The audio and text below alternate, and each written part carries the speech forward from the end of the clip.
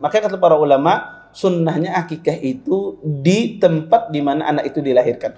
Ustaz, ulun kada hendak di tempat tersebut. Boleh nggak ulun kasihkan akikah itu di luar tempat tersebut? Boleh, tidak ada masalah. Tetapi afdalnya adalah di tempat di mana dia dilahirkan.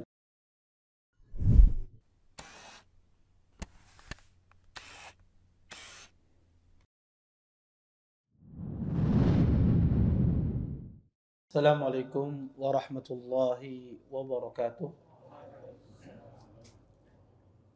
Innal hamdalillah nahmaduhu wa nasta'inuhu wa nastaghfiruh wa na'udzu billahi min shururi anfusina wa min sayyiati a'malina. May yahdihillahu fala mudilla lahu wa may yudlil fala hadiya lahu. Asyhadu an la ilaha illallah wahdahu la syarika lahu wa asyhadu anna Muhammadan abduhu wa rasuluh. Fa in asdaqal hadisi kitabullah wa khairul hadi Muhammadin sallallahu alaihi wasallam wa syarrul umuri muhdatsatuha wa kullu muhdatsatin fid din bid'ah wa kullu bid'atin dhalalah wa kullu dhalalatin fin nar. Amma ba'd. Bapak-bapak, ibu-ibu, ikhwan dan akhwat yang dimuliakan oleh Allah Subhanahu wa taala. Alhamdulillah, segala puji bagi Allah Subhanahu wa taala dengan limpahan nikmat yang begitu besar, di antaranya nikmat iman, nikmat Islam, nikmat kesehatan, sehingga kita semua diberikan kemudahan oleh Allah Subhanahu wa taala untuk bisa berhadir di majelis ilmu. Mudah-mudahan apa yang kita pelajari, apa yang kita tuntut pada malam hari ini mendatangkan keberkahan dari Allah Subhanahu wa taala dan kita bisa mengambil manfaat dari apa yang akan disampaikan nantinya. Bapak, Ibu, ikhwan dan akhwat yang dimuliakan oleh Allah Subhanahu wa taala, insyaallah pada malam hari ini kita akan membahas yaitu tentang masalah akikah. Bapak, Ibu, ikhwan dan akhwat yang dimuliakan oleh Allah Subhanahu wa taala, apa yang dimaksud dengan akikah? Para ulama mengatakan akikah itu, kata mereka, adalah hiya dzabiha allati tudbah anhu yawma sabihi. Ya. Yaitu akikah, kata para ulama, adalah sebuah sembelihan ya, yang disembelih bayi yang baru lahir dan biasanya disembelih pada hari ke-7. Ya, dan biasanya disembelih pada hari ke-7. Dan akikah ini merupakan sesuatu yang disunnahkan. Apa dalilnya? Ya, sesuatu yang disyariatkan. Apa dalilnya? Adalah hadis Nabi SAW. Di antaranya adalah hadis Samurah ibn Jundub radhiyallahu ta'ala anhu. Beliau mengatakan, kullu gulamin murtahanun biaqiqatihi tudbahu anhu yawm as-sabi' wa yuhlaqu ra'suhu wa yusamma. Kata Nabi SAW, setiap anak itu tergadaikan dengan akikahnya dan dia disembelih. Akikah tersebut disembelih, kata Nabi, pada hari ke-7 dan dicukur pada hari ke-7 tersebut rambut bayi tersebut dan diberi nama. Hadis ini hadis yang sahih. Hadis ini menjelaskan kepada kita tentang syariat, bahwasanya akikah itu disyariatkan di dalam agama kita. Kemudian para ulama rahimahullah taala mereka berselisih tentang masalah hukum akikah. Akikah ini apa hukumnya? Dia wajib, sunnahkah, atau seperti apa? Pendapat yang paling benar di antara pendapat yang ada, ya, bahwasanya akikah ini merupakan sunnah muakkadah, sesuatu yang sangat ditekankan. Apa dalilnya? Dalilnya adalah hadis Nabi SAW. Kata Rasulullah, man wulida lahu waladun fa ahabba ayansuka anhu falyansuk anil gulami syatan mukafiatan wa anil jariyah syah. Kata Nabi SAW, barang siapa yang diberikan anak kemudian dia ingin mengakikahinya, maka akikahilah, kata Nabi SAW, dengan 2 ekor kambing bagi anak pria dan 1 ekor kambing bagi anak wanita. Maka hadis ini perkataan Nabi fa'ahabba. Kata fa'ahabba, jika dia ingin. Maka ini menunjukkan bahwasanya itu adalah sunnah. Kalau wajib tidak ada diberikan pilihan. Kalau wajib itu satu perkataan, tidak ada pilihan. Maka ketika Nabi mengatakan Pak habba ayyansuk, jika dia ingin mengakikahi, ini menunjukkan bahwasanya akikah itu hukumnya sunnah, karena Nabi memberikan ada semacam keinginan dan pilihan. Maka itu kata para ulama menunjukkan bahwasanya hukum akikah itu sunnah. Tetapi akikah ini bisa wajib dalam satu keadaan. Kapan akikah itu menjadi wajib? Dalam satu keadaan, yaitu ketika orang tersebut dia bernazar.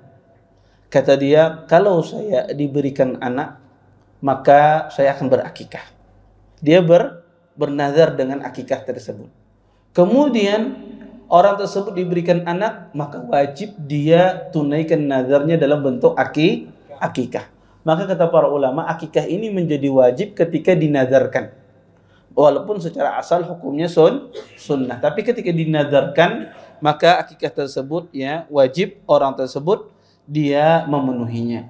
Kemudian Bapak Ibu ikhwan dan akhwat yang dimuliakan oleh Allah Subhanahu wa taala, para ulama mengatakan akikah disebutkan dalam sebuah hadis ya. Nabi SAW ketika ditanya tentang masalah akikah, beliau tidak senang. Nabi ketika pernah ditanya akikah, kata Nabi, la uhibbul uquq. Saya tidak menyukai namanya akikah. Karena kata akikah diambil dari kata aqqa. Aqqa itu adalah durhaka. Kata Nabi, ana la uhibbul uquq. Oleh karena itu, para ulama berselisih. Bolehkah seseorang itu ketika dia berakikah menamai ya acara tersebut dengan akikah? Ataukah tidak boleh?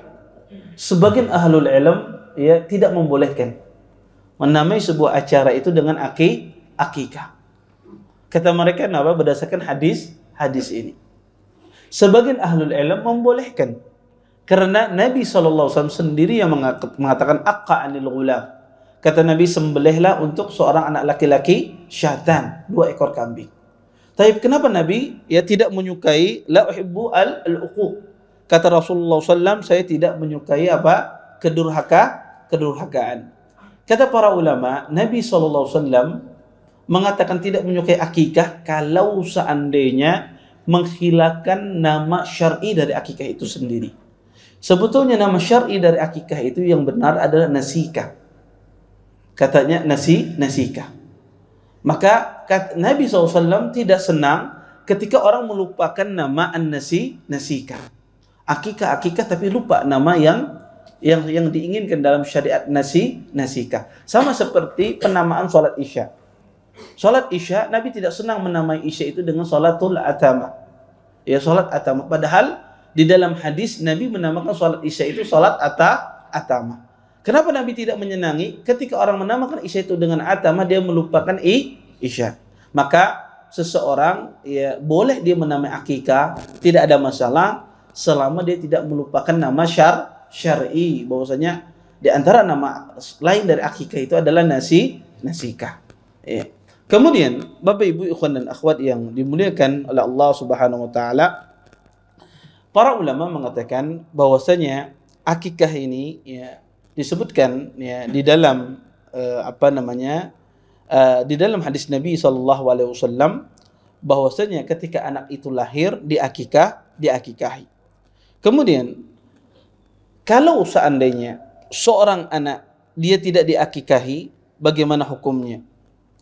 Disebutkan dalam sebuah hadis, kata Nabi, kullu gulam murtahanun bi aqiqatihi.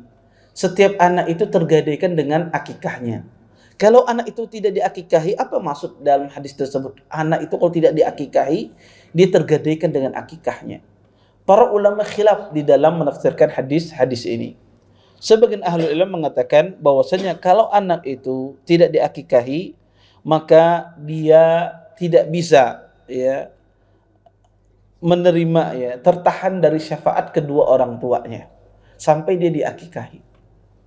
Sebagian ulama mengatakan anak tersebut kalau tidak diakikahi, maka dia tidak terjaga dari syaitan. Dia tidak terjaga dari syaitan. Subhanallah. Dalam Islam itu sebetulnya penjagaan Allah. Allah Subhanahu wa taala mengajarkan kita agar kita dijaga, anak-anak kita, keturunan kita. Itu subhanallah banyak sekali. Orang kalau menerapkan ini, insya Allah anak dan keturunannya itu terjaga. Makanya dalam Islam itu bagaimana tindakan-tindakan agar anak kita ini sebelum lahir itu dijaga oleh Allah Subhanahu wa taala. Orang kalau sebelum berhubungan intim disuruh berdoa. Banyak orang itu kalau berhubungan intim dia kan diingat berdoa. Ya. Maka seseorang berdoa, istrinya, suaminya berdoa kepada Allah Subhanahu wa taala. Kata Nabi, orang kalau membaca doa tersebut apa? Jika dia dikurniai anak, an lam yadurruhu syai'. Maka anaknya tidak bisa dimudaratkan. Setidak-tidaknya dari penafsiran tersebut, anak itu tidak akan keluar dari Islam. Anak itu tidak akan keluar dari agama Islam. Ya. Kemudian itu sebelum lahir, sebelum berhubungan intim. Setelah lahir adanya akikah dan seterusnya. Itu tindakan di dalam Islam bagaimana anak itu terjaga agar dia tidak diganggu oleh syaitan. Ya. Kemudian kata para ulama di antara makna dari makna kullu gulam murtahan bi aqiqatihi adalah sang anak tersebut, kata para ulama, dia bagaikan gadaian. Maksudnya apa bagaikan gadaian? Bahwasanya anak tersebut ya di akikah itu ada sesuatu yang melekat pada seorang anak. Sebagaimana barang gadaian tidak bisa diambil sampai dia melunasi utangnya. Maka kata para ulama sama, akikah itu seperti barang yang digadaikan. Barang digadaikan itu tidak bisa diambil sampai orang itu melunasi utang tersebut, itu pula akikah. Maka akikah itu tidak bisa lepas dari seorang anak sampai dia diakikahi. Maka penafsiran yang ketiga inilah insyaallah yang mendekati ya kebenaran. Kemudian Bapak Ibu ikhwan dan akhwat yang dimuliakan oleh Allah Subhanahu wa taala, di dalam hadis Nabi SAW mengatakan setiap anak ya laki-laki itu, kata Nabi SAW, aqqa anil ghulam syahtan. Setiap anak laki-laki itu diakikahi dengan 2 ekor kambing. Taib. Pertama, Ustaz, akikah ini kambingnya kambing apa? Orang bertakun. Betinakah jantan enggak? Ya. Maka terserah mau jantan mau betina. Karena Nabi SAW tidak menentukan. Allah milih betina aja Ustaz, lebih murah. Ya, karena masalah. Yang penting seseorang tersebut dia mengakikahi. Kemudian, boleh tidak seorang laki-laki tadi, kalau seandainya orang itu sanggupnya cuma 1, boleh tidak enggak Ustaz? Ulun kada sanggup mengakikahi 2 ikung. Ulun sanggupnya seikung aja. Boleh tidak? Para ulama mengatakan boleh. Walaupun hadisnya ini adalah hadisnya lemah. Disebutkan di dalam sebuah hadis, aqan nabiyyu sallallahu alaihi wasallam anil Hasan wal Husain kabshan. Nabi sallallahu alaihi wasallam pernah mengakikahi Hasan dan Husain itu 1 ekor. Walaupun hadis ini adalah hadis yang lemah, ya, tetapi para ulama mengatakan boleh. Seseorang mengakikahi 1 ekor kambing. Taib. Kalau misalnya Ustadz, abah ulun bahari atau orang tua misalnya, dia sanggupnya 1 ekor bulan ini. Bulan berikutnya dia cicil, boleh tidak?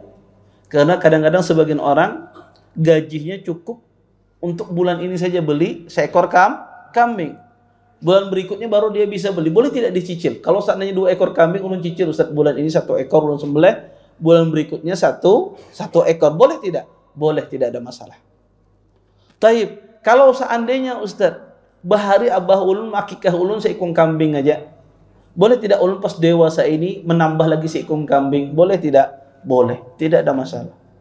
Maka itu kembali ya kepada orang tersebut. Kemudian Bapak Ibu ikhwan dan akhwat yang dimuliakan oleh Allah Subhanahu wa taala, adapun seorang wanita itu diakikahi hanya dengan seekor kambing, tidak 2 ekor kambing. Mungkin kita bertanya, Ustaz, kenapa dibedakan antara wanita dengan pria? Maka kita katakan, itulah syariat. Kadang-kadang ada hikmah di sana. Dan banyak hukum-hukum itu dibedakan antara laki-laki dengan wanita. Banyak dalam warisan. Wanita mendapatkan separuh dari bagian laki-laki. Ya. Kemudian di dalam persaksian, ya, persaksian wanita 2 orang dibandingkan dengan 1 orang laki-laki. Maka banyak sekali, ya, hukum-hukum wanita itu berbeda dengan hukum laki-laki. Termasuk dalam hal ini adalah masalah akikah. Kemudian, Bapak Ibu ikhwan dan akhwat yang dimuliakan oleh Allah Subhanahu wa taala, kapan seorang anak itu diakikahi? Para ulama mengatakan seorang anak itu diakikahi pada asalnya pada hari ketujuh. Kapan dihitung hari ketujuh ini? Para ulama mengatakan dihitung hari ketujuh itu pendapat yang paling benar dihitung bersamaan dengan waktu lahir. Kalau misalnya dia lahirnya hari Senin, maka akikahnya hari Ahad.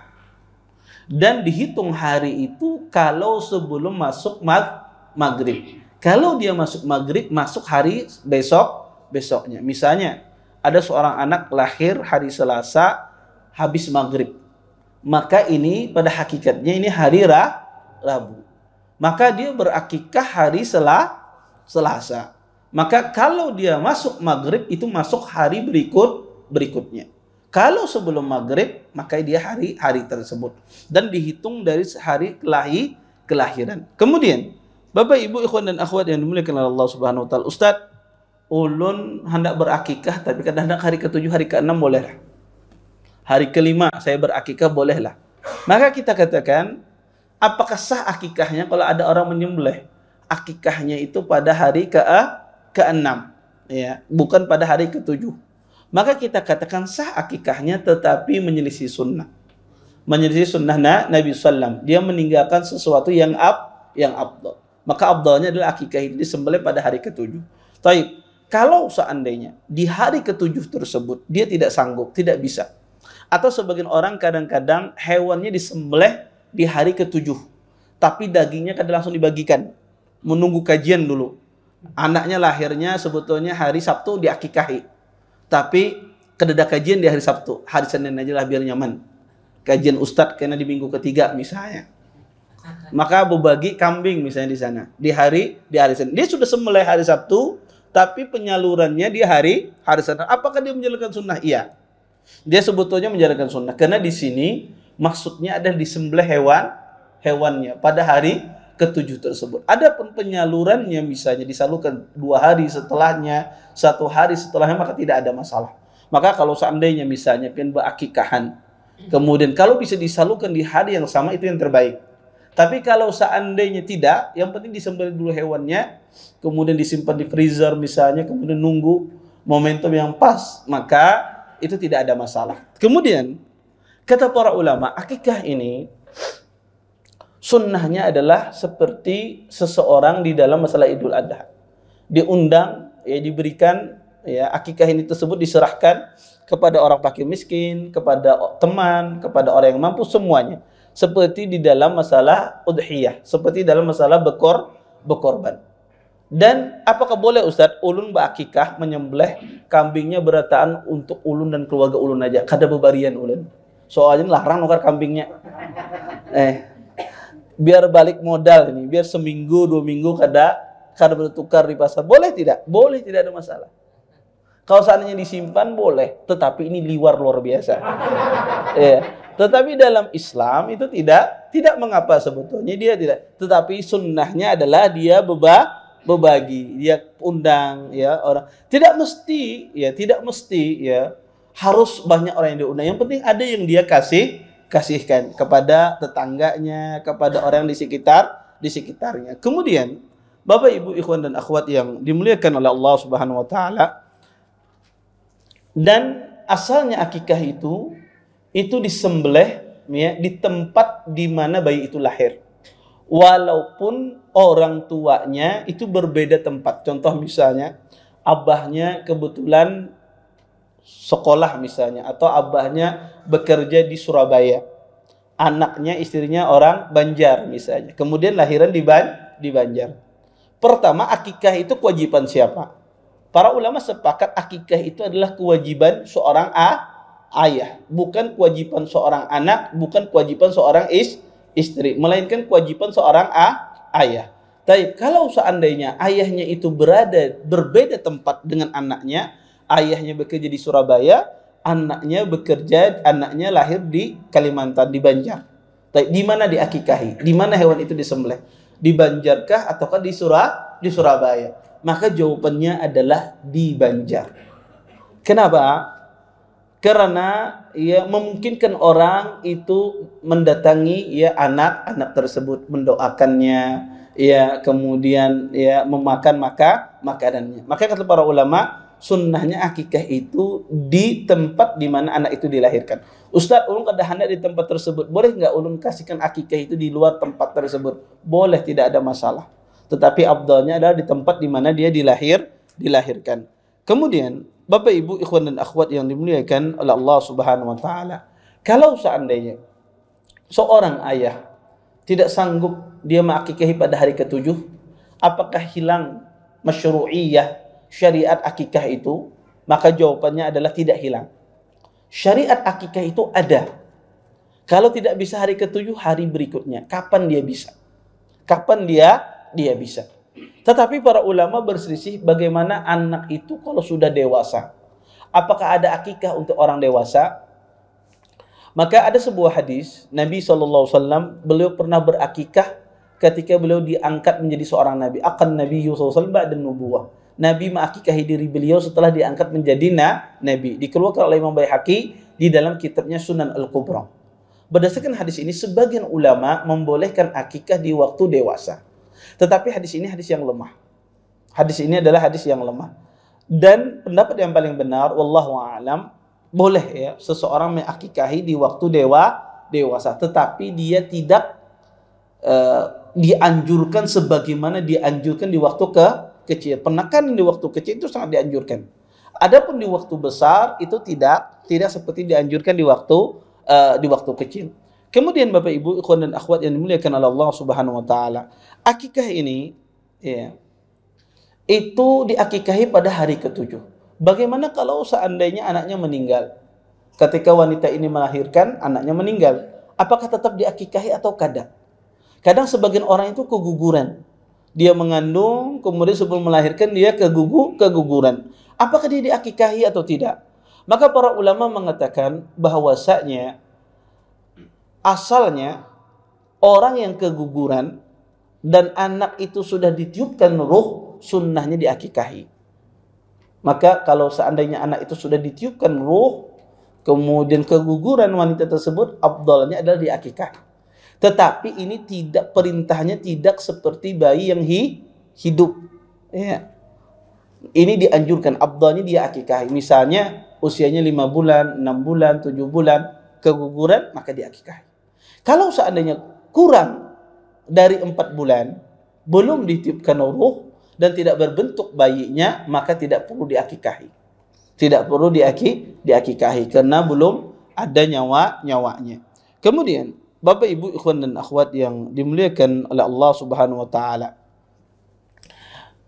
para ulama mengatakan bahwasanya daging akikah itu penyalurannya, ya, daging akikah itu penyalurannya itu bisa ya daging akikah tersebut seseorang ya dia membagikannya langsung, kata para ulama, dan bisa juga daging akikah tersebut dia dimasak kemudian dibagikan ke orang lain atau mengundang orang lain. Ini kedua-duanya dibenarkan. Mana yang lebih utama? Yang lebih utama tentu saja yang lebih afdal adalah seseorang itu memasak dagingnya. Kenapa? Karena kalau dibagi mentah itu membebani orang yang menerima. Membebani orang yang menerima. Kenapa? Karena bisa jadi yang menerima ini keluar modal lagi dia. Ya, beli bumbunya dan seterusnya dia memasak. Ya, maka kata para ulama afdalnya adalah dimasak kemudian didatangkan orang atau kita membagikannya. Maka itu yang paling afdal. Kemudian ada hadis yang melarang bahwasanya ketika seseorang berdaging akikah, ketika akikah tidak boleh dagingnya itu dipatah-patah atau dicincang-cincang. Ya, ada sebuah hadis ya, kalau dicincang-cincang anaknya daging tersebut maka anaknya patah-patah juga. Taib. Apakah boleh ya daging akikah? Ada hadis demikian. Apakah boleh daging akikah tersebut dipatah-patah dagingnya? Sehingga ada sebagian orang itu kadang-kadang dia memotong daging ini di persendiannya dipotong. Setiap persendiannya dia potong. Karena ada hadis semacam ini. Sebetulnya hadis ini hadis yang lemah. Hadis semacam ini adalah hadis yang lemah. Daging akikah itu boleh dicincang-cincang. Dan kata para ulama tidak ada hubungannya dengan apa? Dengan keadaan seorang bayi. Oleh karenanya sebetulnya tidak ada masalah kalau seandainya ada seseorang dia mencincang-cincang dagingnya. Kemudian Bapak Ibu ikhwan dan akhwat yang dimuliakan oleh Allah Subhanahu wa taala, sunnah yang ketika anak lahir adalah anak itu diakikahi. Ya. Kemudian kata Nabi SAW, wa yuhlaq. Dan sunnahnya juga ketika anak itu lahir adalah anak tersebut yuhlaq, dicukur rambutnya. Para ulama berselisih tentang mencukur rambut bagi seorang anak. Sebagian ahlul ilm mencukur ini hanya khusus pria saja. Adapun wanita itu tidak dicukur rambutnya. Tidak dicukur rambutnya karena Nabi SAW mengatakan gulam. Maka gulam ini kata mereka khusus anak pria, anak laki. Sebagian ahlul ilm mengatakan bahwasanya wanita pun juga dicukur. Sama seperti laki-laki. Yang maksud dicukur di sini adalah digunduli. Kata halak itu artinya digundul. Maka kata para ulama termasuk juga di sini ada laki-laki. Kenapa? Karena kata gulam itu walaupun itu secara bahasa untuk laki-laki, tapi di sini maksudnya menyeluruh laki-laki dan wanita. Apa dalilnya? Karena di dalam hadis tersebut disebutkan wa yusamma, diberi nama. Kalau kita katakan itu mencukur itu hanya untuk laki-laki, berarti wanita kan diberi nama lah. Tidak.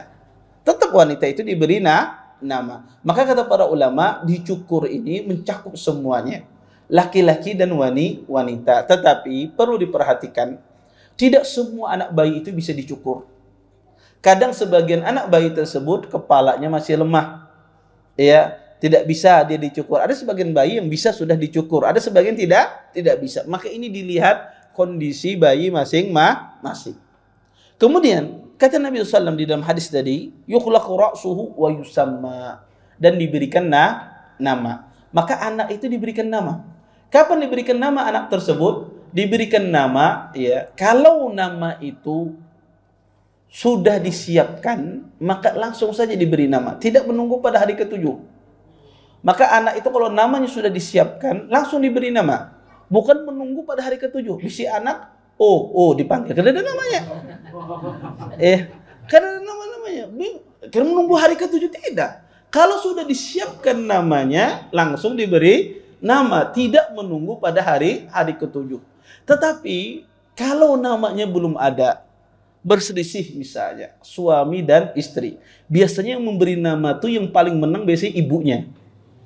Pasti selalu diakomodir. Bininya memberi namanya panjang, lakinya nggak ada setuju. Akhirnya apa? Diambil bagian nama istrinya, diambil bagian nama lakinya. Ya. Maka memberi nama itu adalah hak seorang ayah, bukan hak seorang ibu. Maka siapa yang berhak memberikan nama? Seorang ayah. Ustadz, ulun ini jarang mengaji, yang paham bini ulun bahasa Arab. Boleh tidak saya minta sama istri saya memberikan nama? Boleh. Tetapi sebetulnya hak yang paling utama adalah seorang suami. Dialah yang memberikan nama. Dan nama itu kalau disiapkan sebelum kelahiran anak, maka diberikan. Setelah lahir langsung diberikan nama. Kalau anak tersebut belum disiapkan namanya setelah lahir, bingung mencari nama siapalah. Karena kadang-kadang orang zaman sekarang mencari nama yang tidak familiar, ya, yang nama yang kededak, kan biasanya kayak itu.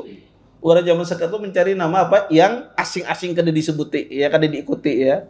Akhirnya bingung mencari nama. Ya, 5 hari, 6 hari kada dapat. Maka di hari ketujuh beri nama. Maka hari ketujuh diberi nama. Maka banyak sekali orang zaman sekarang itu kadang memberi nama itu bingung-bingung. Ustaz, ulun ini bingung memberi nama anak ulun. Kenapa jadi bingung?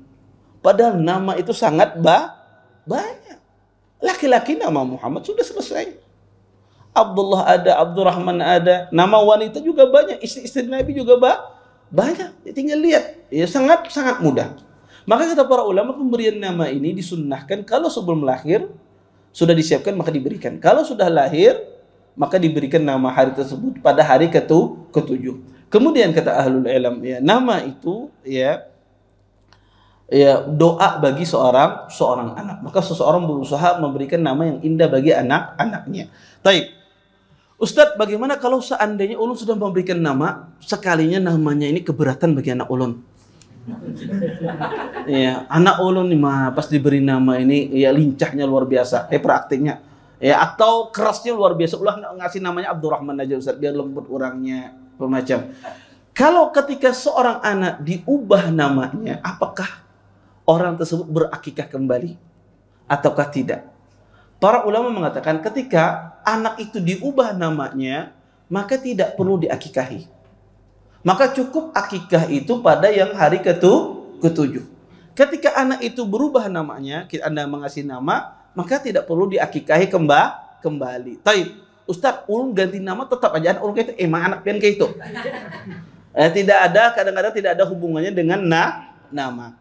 Maka kata para ulama, pemberian nama ini pengubahan nama ini tidak ada hubungannya dengan masalah akikah. Maka boleh orang itu mengubah nama anak tersebut kalau dirasa maknanya kurang bagus atau di situ mengandung hal-hal yang menyelisih syariat, maka boleh dia ubah dan tidak perlu orang itu berakikah.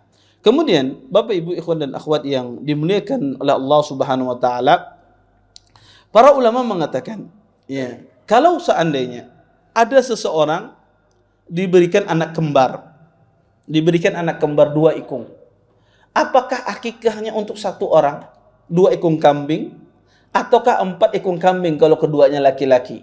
Maka kata para ulama, kalau orang itu diberi anak kembar, maka setiap anak itu masing-masing akikah. Ya, maka kalau anaknya kembarnya 2 ikung laki-laki, maka kambingnya 4 ikung. Ya. Tapi kalau seandainya bergantian Ustaz, 2 ikung dulu, kena 4 ikung kedada duitnya. Ya, 2 ikung dulu, kemudian 2 ikung berikutnya boleh tidak? Boleh, tidak masalah. Ya. Karena akikah itu kita katakan tidak hilang dari anak walaupun dia sudah lewat pada hari ketujuh. Maka itu tidak hilang.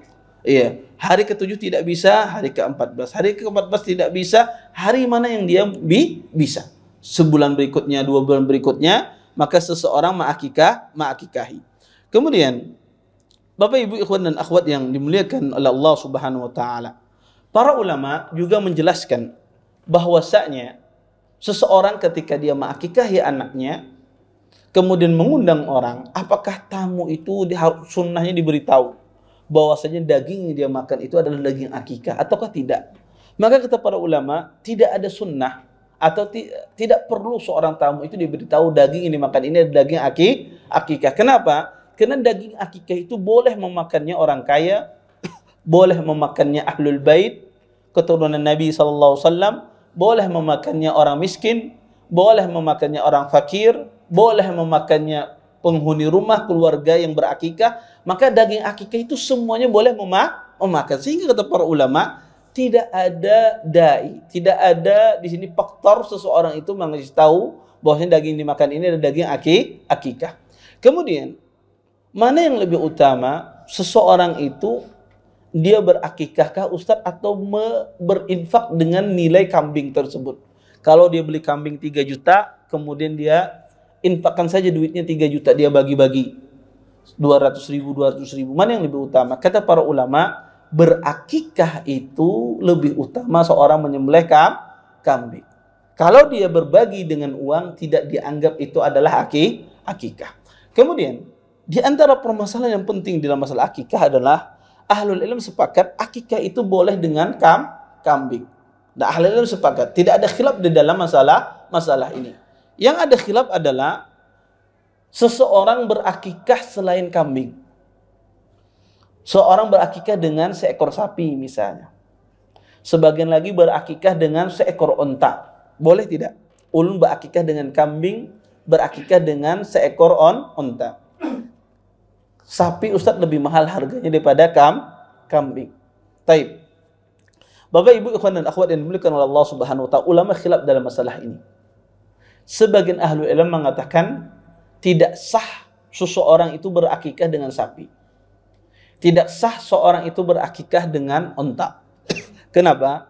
Karena yang disebutkan di dalam hadis adalah kambing. Sebagian lagi mengatakan bahwasanya boleh saja. Ya, sebagian ulama madhab mengatakan boleh. Tetapi ya, sekali lagi saya katakan yang paling berhati-hati dalam masalah ini adalah seseorang hendaknya dia berakikah dengan seekor kambing. Karena kalau ada khilaf kita ini mencari pendapat yang paling berhati-hati. Apalagi pendapat yang paling berhati-hati itu dalilnya kuat. Maka seseorang jangan mengambil pendapat yang di sana terjadi khilaf. Tapi pendapat yang paling berhati-hati dalilnya kuat, taib. Maka itulah yang kita ambil. Ya. Dan dalam masalah ini pendapat yang paling berhati-hati adalah seseorang berakikah hanya dengan seekor kambing. Kemudian di antara permasalahan akikah yang disebutkan oleh para ulama adalah bagaimana hukumnya kalau seandainya seseorang itu mendapatkan anak dari hasil zina, dari hasil perbuatan zina. Apakah anak zina itu diakikahi atau tidak? Maka kata para ulama bahwasanya anak zina itu tetap juga diakikahi. Karena Nabi SAW tidak membedakan baik itu antara anak itu hasil dari perbuatan zina ataukah dari pernikahan syar'i. Kata Nabi, kullu gulamin, kullu mauludin yuladu ala fitrah. Kemudian Nabi mengatakan kullu gulamin murtahanun bi aqiqatihi. Setiap anak-anak itu dia tergadaikan dengan akikahnya. Nabi mengatakan kullu gulam. Setiap anak laki-laki, baik itu dari hasil pernikahan syar'i ataukah dari hasil yang tidak syar'i, tetap haknya seorang anak itu diakikahi. Maka kata para ulama, anak dari hasil zina juga diakikahi. Kemudian, Bapak Ibu ikhwan dan akhwat yang dimuliakan oleh Allah Subhanahu wa taala, permasalahan yang kedua adalah kalau kita menemukan anak di jalan, misalnya anak yang dilantarkan oleh ibunya, ditaruh bayi di muka rumah pian misalnya, kemudian kita menemukan anak tersebut. Ketika kita menemukan seorang anak, apakah dia diakikahi atau tidak? Kata para ulama, anak temuan atau anak angkat yang ditemukan misalnya, dan dia tidak tahu apakah anak ini diakikahi atau tidak, maka tetap dia diakikahi. Maka tetap seorang anak tersebut diakikahi, walaupun ya kita tidak mengetahui apakah anak ini sudah diakikahi atau belum. Maka kata para ulama, kalau anak itu diakikahi, maka dia bermanfaat dan itu tidak menimbulkan mudarat bagi seorang anak tersebut. Oleh karenanya, anak dari temuan atau anak yang didapatkan yang tidak tahu di jalan apakah diakikahi atau tidak, maka kata para ulama sunnah juga anak tersebut diakikahi. Ya. Ini mungkin beberapa permasalahan yang berkaitan tentang masalah akikah, ya, yang seputar tentang masalah akikah. Mudah-mudahan apa yang Anda sampaikan tadi bermanfaat.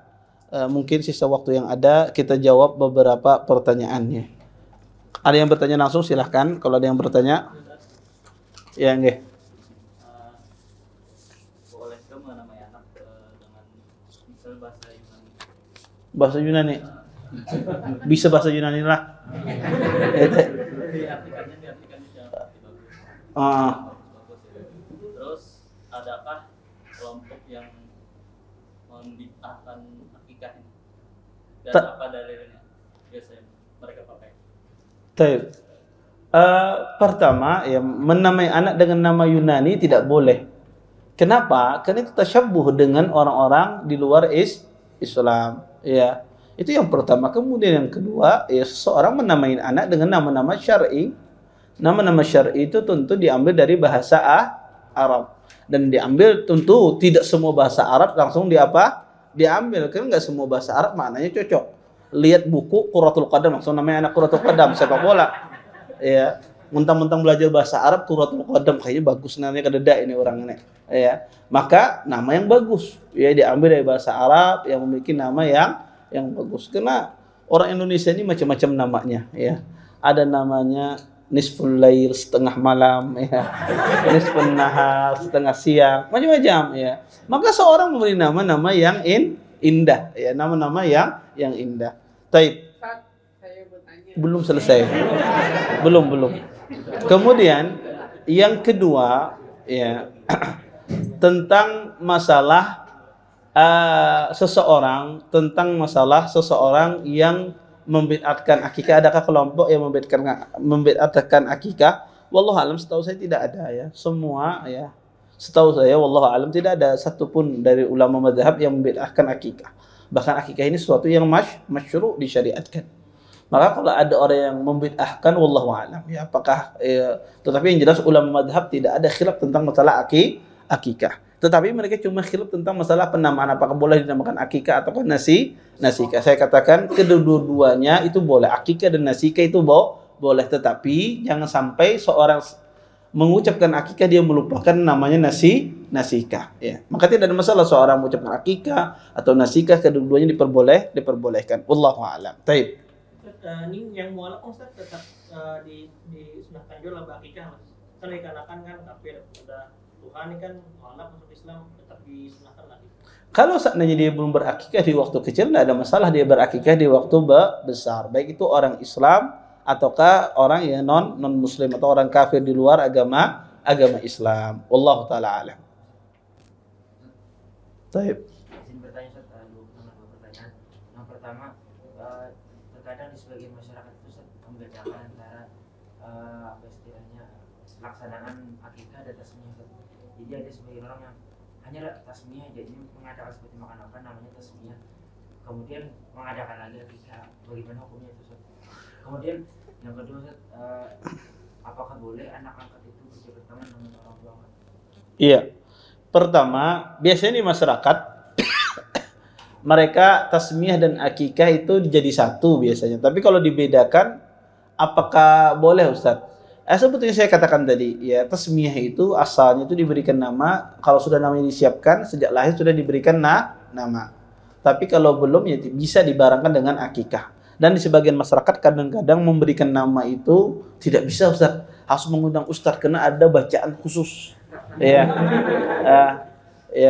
samaituka bima sammakallah misalnya, harus punya bacaan itu Ustaz. Tidak, mau beri nama itu tinggal beri nama saja. Islam itu mudah. Ad-dinu yusrun, kata Nabi, agama Islam itu mudah. Ya, yang membuat Islam itu susah adalah ketika kita menyisih sunnah. Makanya kalau agama kita menjalankan sunnah Nabi, semuanya mudah. Makanya Nabi saking mengatakan mudahnya agama Islam ini, orang yang kada bisa membaca, orang yang kada bisa menulis, itu bisa menjalankan syariat Islam. Saking mudahnya ajaran syariat Islam. Tidak dengan syariat-syariat agama lain, dia harus belajar dulu. Islam orang yang kada bisa membaca, kada bisa menulis, dia bisa menjalankan syariat agama Islam. Saking mudahnya. Makanya memberikan nama kadang-kadang subhanallah ya, kadang memberikan nama harus mengundang ustadz, mentalkinkan harus mengundang ustadz, membacakan di kuburan harus mengundang ustadz, dan seterusnya. Semuanya ustadz. Padahal agama Islam ini begitu mudah, semua orang itu bisa mengerjakannya. Ya, kawin pun ya harus mendatangkan ustadz ceramah. Pada kawin aja sudah selesai. Ya, sangat mudahnya agama Islam. Maka kalau kita menjalankan sunnah Nabi SAW, maka syariat ini sangat mudah. Ya, sangat mudah. Termasuk di dalam masalah pelaksanaan akikah. Kemudian yang kedua adalah apa tadi soal yang kedua? Anak angkat boleh tidak berjabat tangan dengan ibu angkatnya atau dengan bapak angkatnya kalau seandainya anak angkatnya wanita. Maka anak angkat itu kalau dia tidak disusui, ya maka dia bukan mahram. Dia bukan mahram, tidak boleh. Dia seperti orang asing, makanya harus disusui. Maka kalau misalnya ada anak angkat, misalnya laki, maka sang istri itu hendaknya dia menyusui. Menyusuinya gimana Ustaz? Dia taruh di piring atau di gelas, kemudian diminumkan ya susu tersebut. Maka kalau dia diminumkan, maka dia menjadi radha'ah kabir. Walaupun radha'ah kabir ini khilaf yang kuat di kalangan para ulama. Sebagian para ulama mengatakan diperbolehkan susuan di waktu besar itu kalau keadaannya seperti Salim, ya. Salim itu adalah kasus seorang sahabat, ya. Dia punya anak angkat dan anak angkatnya sering masuk. Akhirnya Nabi SAW menyuruh menyusui, ya. Kata saya Islam itu keadaannya, kalau keadaannya seperti Salim tersebut, maka itu diperbolehkan. Intinya, kalau ada anak angkat, kalau dia belum pernah disusui, maka dia bukan mahram. Maka seorang istri dia harus menjaga hijabnya, menjaga auratnya, tidak boleh dia tampakkan semacam itu. Wallahu a'lam. Di belakang. Kalau seandainya kasusnya adalah anak itu lahir pas berbarengan dengan hari raya kurban, mana yang juga berhubungan dengan akikah atau ibadah kurban bagi orang tua? Taib. Kalau berbarengan ya maksudnya 7 hari sebelum hari raya kurban ya. Mana yang lebih dulukan? Akikah apa kurban? Maka kalau berbarengan dengan akikah dan kurban, maka kata para ulama akikah itu bisa diakhirkan. Dia bisa diakhirkan. Kalau nggak bisa di hari ke-7, bisa diakhirkan. Sedangkan kurban, kalau dia tidak itu, maka menunggu tahun berikutnya. Maka kurban didahulukan. Kalau seandainya dia tidak bisa berakikahnya di bulan depan. Tapi kalau seandainya tidak bisa, uangnya cuma itu aja. Bulan depan gak ada kawah juga, habis duitnya sudah. Apa yang didahulukan? Tentu akikah didahulukan. Karena akikah itu lebih orang kalau dia lahir maka akikah didahulukan. Walaupun sebagian ulama mengatakan boleh digabungkan antara akikah dan kurban, dan ini juga masalah khilaf di kalangan para ulama. Tetapi kalau seandainya uangnya tidak bisa kecuali hanya untuk akikah dan kurban, mana saya pilih? Maka akikah tentunya. Ya tentunya akikah. Kenapa? Akikah ini berkaitan dengan haknya seorang anak. Ya. Dan ini tadi yang kita katakan tadi, sebagian ahli ilmu ada yang mewajibkannya. Walaupun kurban juga demikian. Tetapi sunnah dengan akikah ini tentu lebih ditekankan ya. Karena kejadiannya sekali seumur hidup. Sedangkan kurban itu bisa berulang-ulang. Ya. Allahu a'lam. Taib.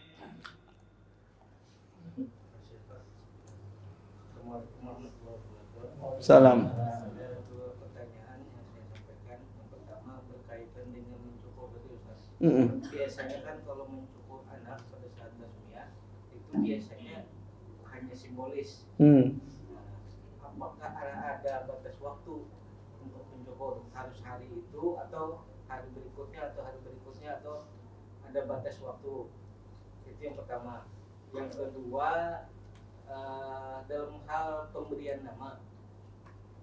Di Islam kan yang kita kenal, kita itu dianjurkan memberikan nama yang baik, yang tidak panjang, sehingga mudah diingat ya, kata-kata yang baik, sebagaimana nama-nama nabi-nabi kita, kemudian nama-nama para salafus saleh tidak panjang.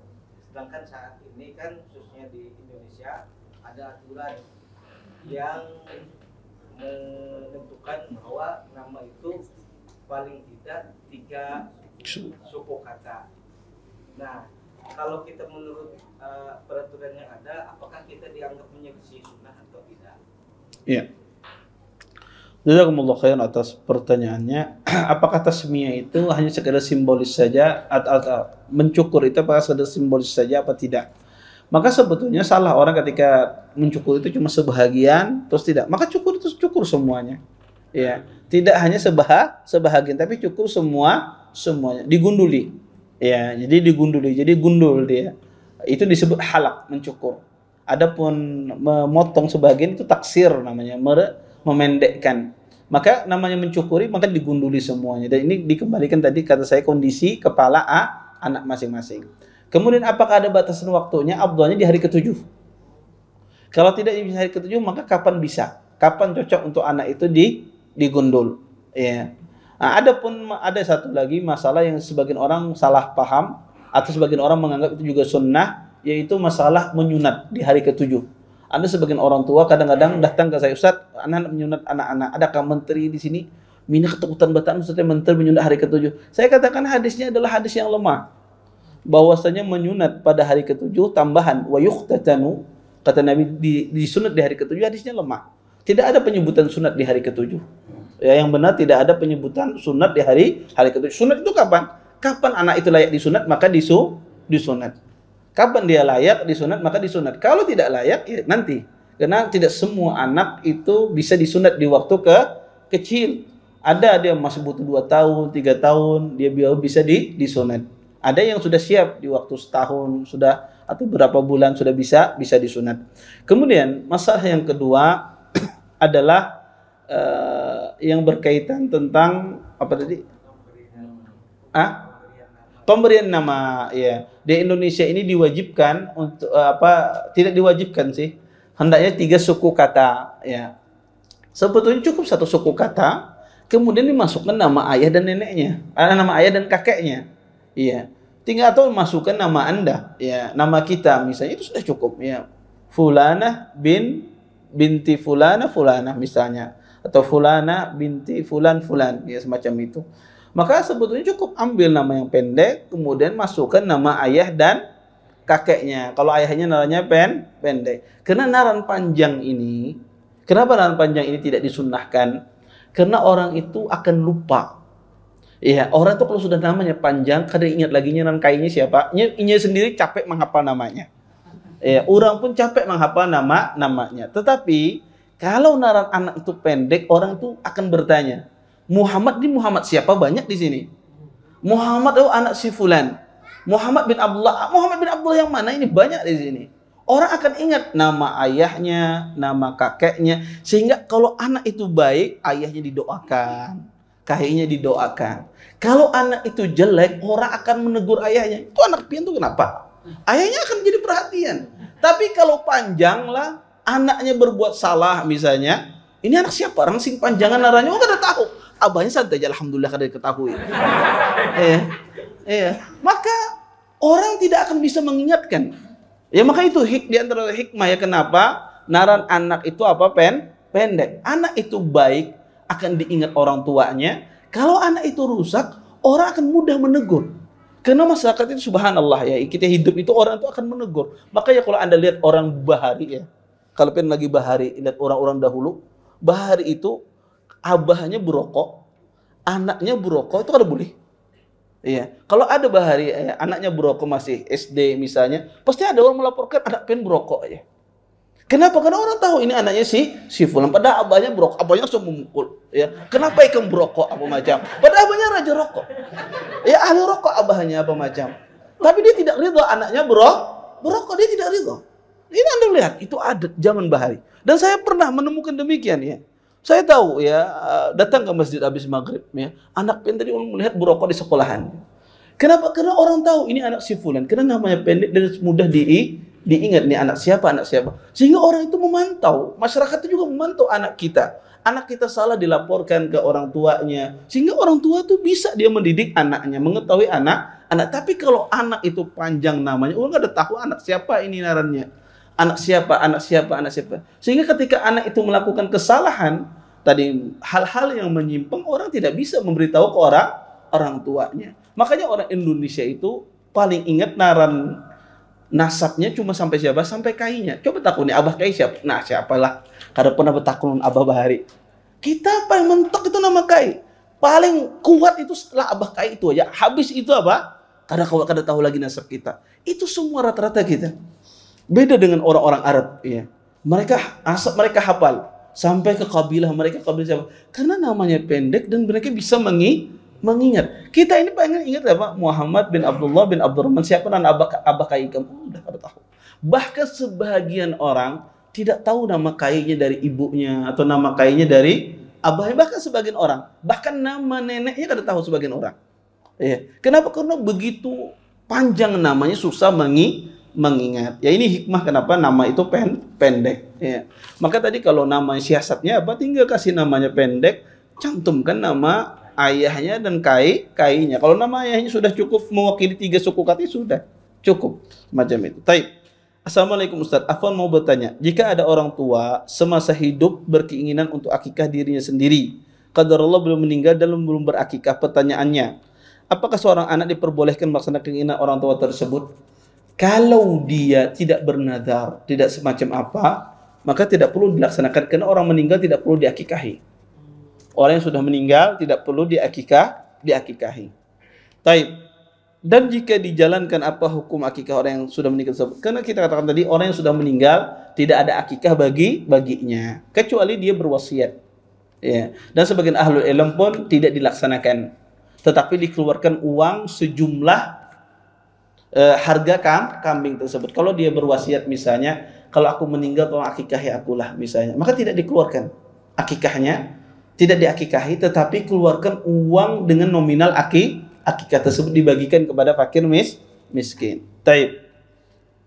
Izin bertanya, bolehkah akhwat memakai kaos kaki berwarna skin atau kulit, dan bolehkah menjual kaos kaki tersebut? Kalau seandainya warna tersebut ya, sebetulnya wanita itu pakai warna apa saja boleh, selama warna tersebut tidak mencolok, tidak membuat fitnah. Tapi kalau warnanya mencolok ya, persis seperti kulit misalnya ya, seperti kulit, maka ini perlu diperhatikan karena ada warna tuh seperti kulit coklat tapi tidak seperti kulit orang tahu itu kaos kaki, ini tidak ada masalah sebetulnya. Warnanya misalnya warna coklat anum misalnya. Coklat anum itu sebetulnya tidak ada masalah semacam ini ya. Selama itu tidak ngejreng ya, tidak nampak orang kalau melihat langsung tertuju pada kaos kakinya.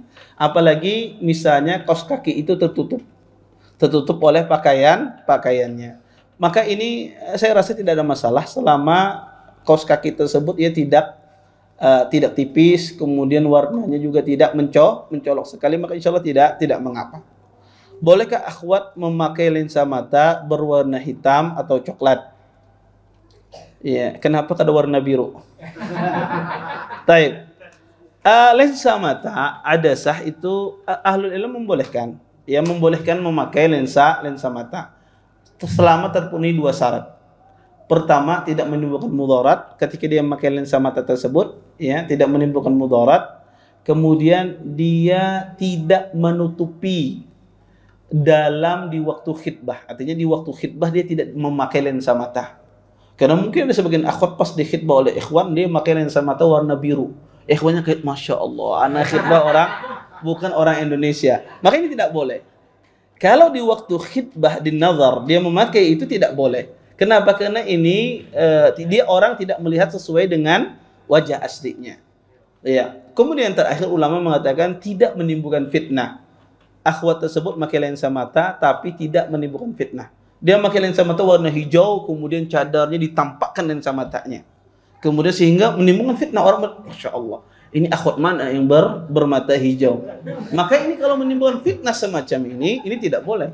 Ya, ini tidak boleh. Asalnya lensa mata itu boleh, karena itu tidak dilarang. Selama tadi tidak menimbulkan mudarat bagi yang memakainya dan tidak menimbulkan fitnah ketika dipakai.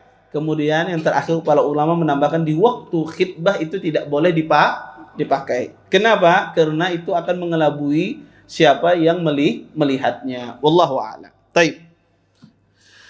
Terakhir, jika sholat di depan Ka'bah, apakah pandangan ke bawah atau ke Ka'bah? Para ulama mengatakan kalau orang itu sholat di depan Ka'bah, sebagian ahli ilmu mengatakan pandangannya menghadap ke arah Ka'bah. Ya, pandangannya menghadap ke arah Ka'bah. Atau ya menghadap ke arah depan. Ya, kalau seandainya, tetapi sebetulnya kalau seandainya dia menghadap bawah pun juga tidak ada masalah. Karena pandangan menghadap ke arah depan atau ke arah bawah itu semuanya diperbolehkan. Yang dilarang adalah menghadap ke arah atas atau memalingkan ke samping, kanan, ke kiri, itu yang dilarang. Wallahu taala alam. Mungkin itu yang bisa ulun sampaikan, mudah-mudahan bermanfaat. Taib. Betul. Ya. Komisi Ustaz, saya bertanya. Jadi bagaimana